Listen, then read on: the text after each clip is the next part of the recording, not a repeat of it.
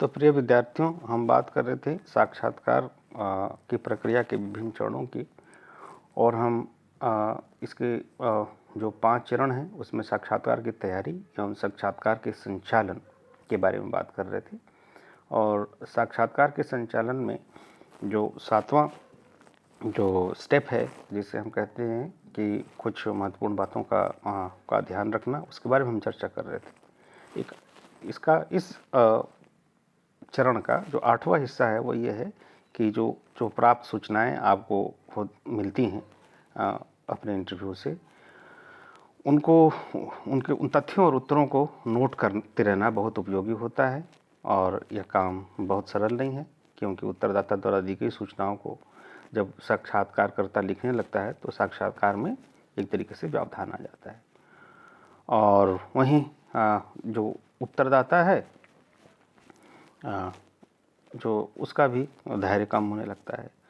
तो ऐसी स्थिति में यह ठीक रहता है कि या तो लिखने का कार्य किसी सहयोगी को सौंप दें अथवा टेप रिकॉर्डर की सहायता से उसका आलेखन करते जाएं। और इसके लिए उत्तरदाता की पूर्व अनुमति लेकिन ले लेनी चाहिए। अगर आप ऐसा कर पाते हैं तो यह आपके इंटरव्यू के लिए एक बेहतर स्थिति होगी। तो ये साक्षात्कार के संचालन से जुड़े हुए विविध महत्वपूर्ण पक्ष थे। अब हम बात कर रहे हैं जो 3rd स्टेज है, वह है साक्षात्कार का नियंत्रण, निर्देशन एवं प्रभावीकरण कैसे करें।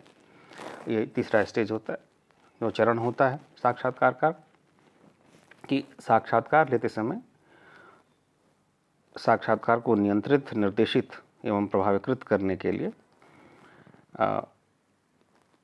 साक्षात्कारकर्ता को बहुत अलर्ट और जागरूक होना होता है। कभी कभी साक्षात्कारदाता वर्णनात्मक प्रश्नों का उत्तर देते समय अपनी भावनाओं में खो जाता है। ऐसी स्थिति में उस पर बड़ी सावधानी से नियंत्रण करना चाहिए। यदि सीधा ही उसे उत्तरदाता को मना कर दिया जाएगा तो उसे बुरा लगेगा। अतः ऐसी विधि या ऐसी बातों का प्रयोग करके उसे विषय पर लाना चाहिए जिससे उसे बुरा न लगे। साक्षात्कारदाता की बातों को उदारतापूर्वक सुनना भी चाहिए और सही रूप से उसे निर्देशित करते हुए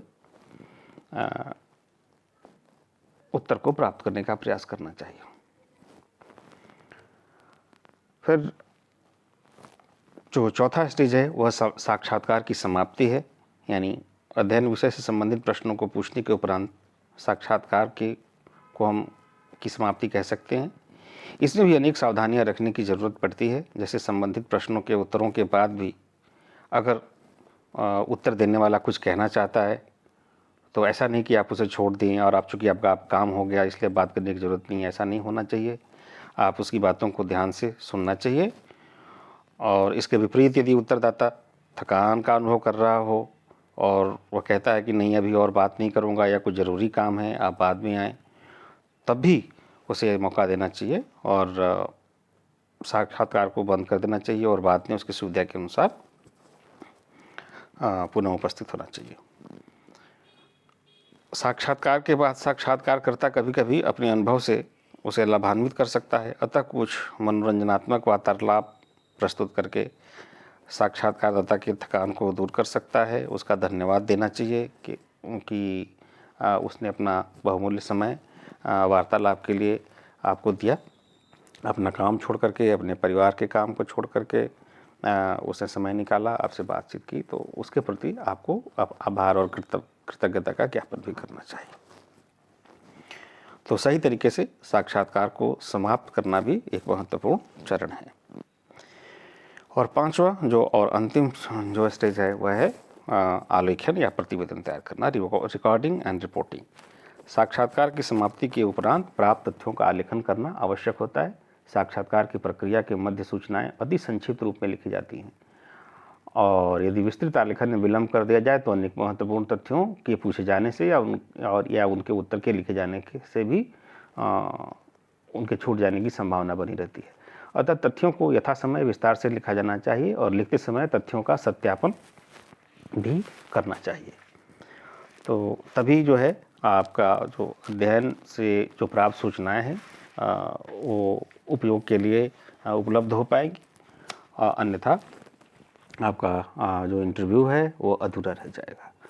और हो सकता है इसके लिए आपको पुनः उस उत्तरदाता के पास जाना पड़े।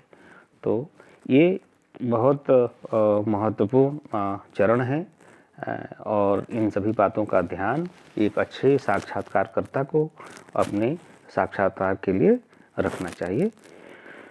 तो ये वीडियो के इस दूसरे पार्ट में हम साक्षात्कार के प्रक्रिया के विभिन्न चरणों को यहीं पे समाप्त करते हैं और अगले भाग में व्याख्यान के अगले भाग में हम आपसे एक अच्छे साक्षात्कारकर्ता के जो क्या प्रमुख गुण हैं उसके बारे में चर्चा करेंगे। और यह एक महत्वपूर्ण टॉपिक है इस साक्षात्कार से संबंधित, क्योंकि ऐसे प्रश्न अक्सर विश्वविद्यालय परीक्षाओं में भी पूछे जाते हैं, अच्छे साक्षात्कारकर्ता के प्रमुख गुण क्या हैं। तो हम इस बात को अगले व्याख्यान में समझने का प्रयास करेंगे। तब तक के लिए आप सबका बहुत बहुत धन्यवाद।